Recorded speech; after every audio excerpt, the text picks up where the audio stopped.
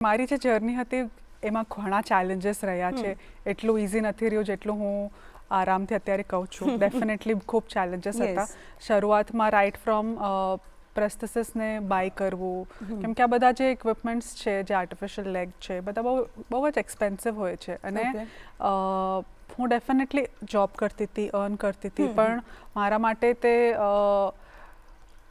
12 લાખ 18 લાખ જેટલો ખર્ચો બહુ જ ડિફિકલ્ટ જ હતો. તો એને પ્રોક્યોર કરું, રાઇટ ફ્રોમ પ્રોક્યોરિંગ. પછી હું એક જોબ કરતી હતી, એક બહુ સ્ટેબલ જોબ હતી, મારો સારી સેલરી હતી. હું કોર્પોરેટમાં હતી, મલ્ટીનેશનલ કંપનીમાં, સોફ્ટવેર મુંબઈમાં સોફ્ટવેર એન્જિનિયર હતી. તો એ જોબમાં લોકોને કન્વિન્સ કરવું કે મારે એક આવું કરિયર બનાવવું છે જેમાં કાંઈ તે મોનેટરી બેનિફિટ્સ નહોતા. મારો સ્પોર્ટ એટલો પોપ્યુલર નથી, અમારા સ્પોર્ટની એટલી ચર્ચા નથી થતી, ના ही અમારા સ્પોર્ટ્સ એટલો ટેલિકાસ્ટ થાય છે. અમારા સ્પોર્ટ્સને બહુ ફેન્સ પણ નથી હોતા. અને અમારો સ્પોર્ટ ત્યારે પેરાલિમ્પિક્સમાં પણ નહોતો.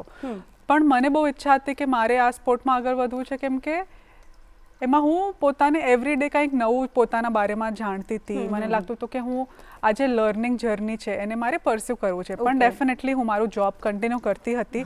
અત્યાર સુધીના મેં એન્જિનિયરિંગ 2010માં ફિનિશ કર્યું, પણ અત્યાર સુધીના મારા લાઈફમાં મેં career wise in terms of job મારા રેઝ્યુમમાં એક પણ વર્ષનો બ્રેક નથી ઇન ટર્મ્સ ઓફ મારું કરિયર. પણ હું હંમેશા મારી જોબ અને મારું સ્પોર્ટને બેલેન્સ કરીને ચાલતી હતી. પણ હંમેશા એક ઈચ્છા હોતી હતી જ્યારે હું રમતી કે મારે હજી ટાઈમ નાખવો છે. અને પણ અગર હું લાઈફના મતલબ દિવસના અગર હું 10 થી 12 કલાક અગર હું સિર્ફ ઓફિસમાં છું, તો સ્પોર્ટ્સને પરસ્યુ કરવું ડિફિકલ્ટ હતું. તો હું મારો ટાઈમ એવી રીતના ત્યારે મેનેજ કરતી, જ્યારે સવારે હું 4:15 ઉઠીને મારું વર્કઆઉટ્સ કરું, પછી ઓફિસ જાઉં, પછી સાંજના ફરીથી ઓફિસ ફિનિશ કરીને ફરીથી મારા ભાઈ કે પછી કોઈ પણ પ્લેયર સાથે રમવા જાઉં ઇવનિંગમાં. કેમ કે હું બહુ પેશનેટ હતી સ્પોર્ટ્સ માટે. અને હું ત્યારે સિલેક્ટ થઈ હતી વર્લ્ડ ચેમ્પિયનશિપ માટે, તો મારે કંઈક કરવું હતું એના માટે.